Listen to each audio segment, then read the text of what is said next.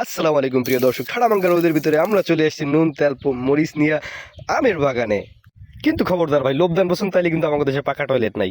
স্বাস্থ্য ভাই কামাল, দেখ দেখ দেখ কি লম্বা লম্বা আম হয়েছে, লম্বা লম্বা আম। ওইদিকে দেখ, ওইদিকে দেখা, ওইদিকে দেখা, ঘুরে ঘুরে দেখা বেটা। আম আম আম গাছগুলো দেখাবি না বেটা। বেটা করে যদি আম গাছ না দেখাই তাহলে এরা মজা পাইবে, এরা বুঝবে না যে গ্রাম বাংলায় যে আমরা যে কিভাবে ছোটবেলায় যে ঝিনুক দিয়ে কাটি কেটে খাওয়াইতাম, এটা তো এরা বুঝবে না।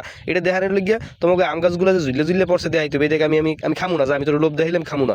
ঠিক আছে, তুই আট সামনের দিকে যা, সামনের দিকে যা, এই নিচের দিকে একটু দেখাইস, নিচের দিকে দেখাইস, নিচ দিয়ে কিন্তু ব্যাপক আম ঝুলে রয়েছে, এগুলো দেখাইস। এগুলো লোভ লাগাইতে হবে, লোভ না লাগাইলে তো তুমি ভিউ পাবা না। লোভ লাগাইতে হবে, লোভ না লাগাইলে তোমার মানুষ তো রেসপন্স করবে না। ওই সামনের দিকে দেখো, হ্যাঁ সামনের দিকে দেখো, নিচে নিচে দিকে আবার নিচে হয়ে যান। গরুতে কিন্তু ঘাস খাইতে আছে, গরুতে ঘাস খাইতে আছে। সামনের দিকে কোরবানি, এই কোরবানি দেওয়া করে আডে উড়াইবে হেরবেন না। ওই আমরা যাবো, ওই দেখছেন, ওই দিকে একটা গাছ দেখছেন, ওই গাছের ওহিনে আমরা চলে যাবো। যাই হোক, এখানে কিন্তু প্রচুর ঘাস হয়েছে নিচে, আর যে কোনো জায়গায়। আর এখানে যে বাতাস ভাই, প্রচুর বাতাস, যে কোনো সময় ঠান্ডা বাতাসে একটা ওগল পাতার একটা ওগলা লইয়া হারে ঘুমান যায়। এদের নিচে কিন্তু অনেক আমপরি রয়েছে ভাই, নিচে এক্সের প্রচুর পরিমাণে আমপরি রয়েছে। এই যেটা মোড় আছে, মোড়টা ঘুরিয়ে আমরা সামনের দিকে চলে যাবো। সামনে একটা যাই দেখবো আমরা হাক্কা, বিশাল হাক্কা, মানে স্যার পোল ব্রিজ। যাই হোক, আমরা ব্রিজটা একটা দর দিয়ে একটা পার হয়ে গেছে, নাহলে হিন্দে রিজল্টের সম্ভাবনা আছে। সামনে আবার একটা খারাপ রয়েছে, দৌড়া দৌড়া সামনে যা, ওই পেশে যা। এখন আমরা চলে যাইতে আসি, যাইতে যাইতে এখন আমরা আমাদের গন্তব্যস্থানে চলে আসছি প্রায়। একটুখানি অপেক্ষা করেন, এখন আমরা পাবো লম্বা লম্বা আমরা খাই। এখন আমরা খাবো গোল গোল আম। এই যে দেখেন, গোল গোল আমের গাছের নিচে আমরা কিন্তু আইসা পড়ছি। এই যে ক্যামেরাম্যান চাস্তো ভাই, তুমি বলো কোন গাছের তা নিবো। তুমি যেই গাছের তা নিতে বলবো আমি সেই গাছের, তুমি একটাই খান রাইখলই। এখন তুমি দেখো কোনগুলা পারতে হবে। এই যে হ্যাঁ, এইগুলো এগুলো দেখ, আর একটু কাছে কাছে কাছে, নাল বেটার দেখবে কেমনে। এই লম্বাগুলো একটা, লম্বাগুলো সেতে সেতে না, কারণ লম্বাগুলো মিষ্টি না।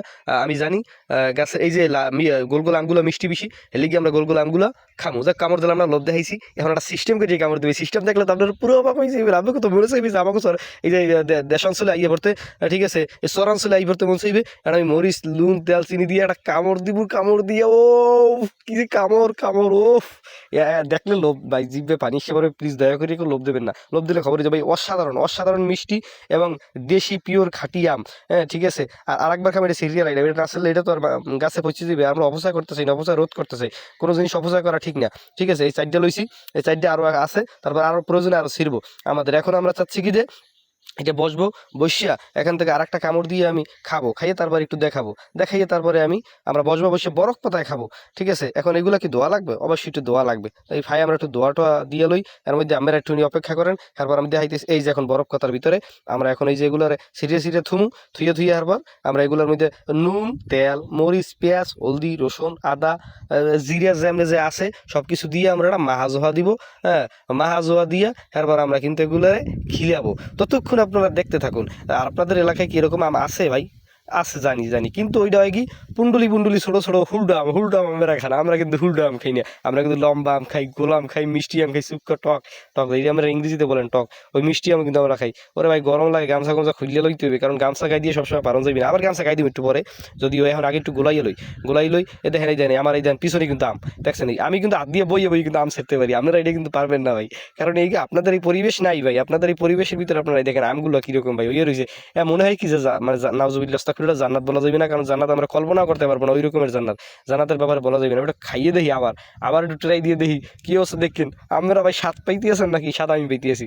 আমি জানি, আমি কামড় তো লাগলো, আপনারা স্বাদ পাইতে আছেন, কিন্তু এই স্বাদ পাইলে কাজ হইবে না ভাই।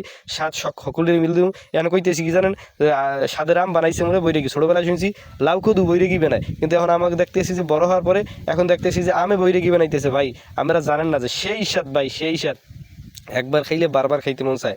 আর এই যে একটা মানে গ্রাম্য পরিবেশে এই যে গামছা কান্দে দিয়ে লাগায় গামছা গায়ে দিয়ে যে খাওয়ার একটা মজা, এই মজাটা আপনারা মিস করতে আছেন।